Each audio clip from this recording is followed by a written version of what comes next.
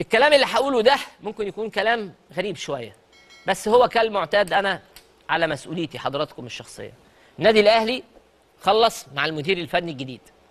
النادي الاهلي خلص مع المدير الفني الجديد وباقي على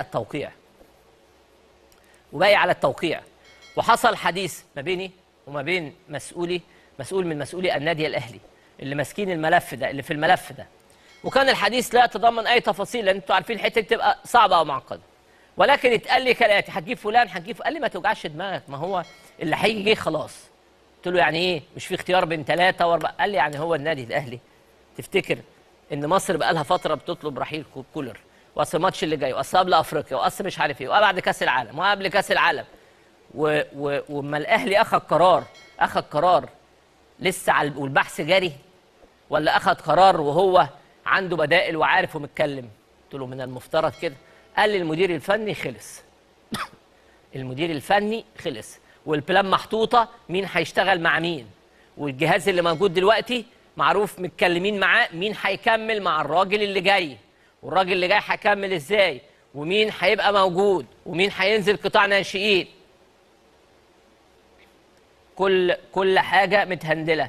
الاهلي خلص المدير الفني، مفيش اختيارات، باقي على التوقيع واللحظات الاخيره. ومن فتره حته الاختيارات والبحث والارقام الأهلي عمل الواجب ده أو الهومورك زي ما بيقولوا ده من فترة كبيرة. دي كانت مرحلة استطلاع الرأي. السلام عليكم ورحمة الله وبركاته. أهلا بكم جمهور الكرة المصرية والنادي الأهلي بشكل خاص. في الفيديو ده هنتكلم عن 4 نقاط مهمة جدا بتشغل تفكير الجماهير الحمراء دلوقتي بعد الخروج المفاجئ من دوري أبطال أفريقيا.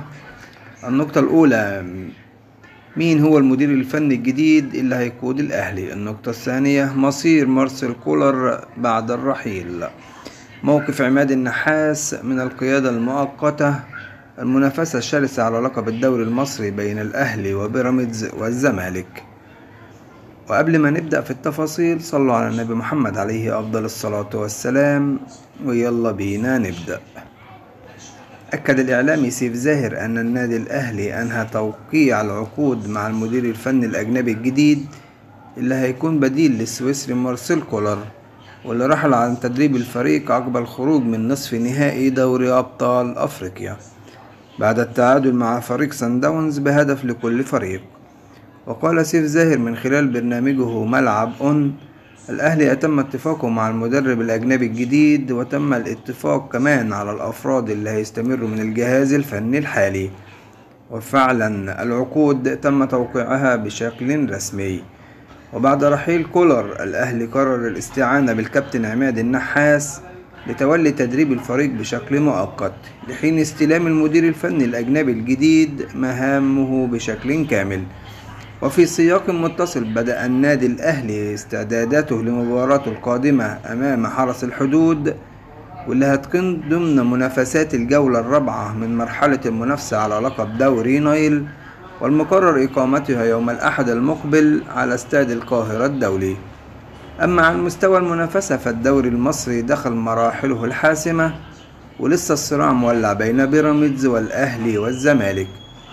حاليا بيراميدز في صدارة جدول الترتيب ب47 نقطة، ويليه الأهلي في المركز الثاني ب43 نقطة، ثم الزمالك في المركز الثالث ب38 نقطة، والمصري البورسعيدي في المركز الرابع ب34 نقطة.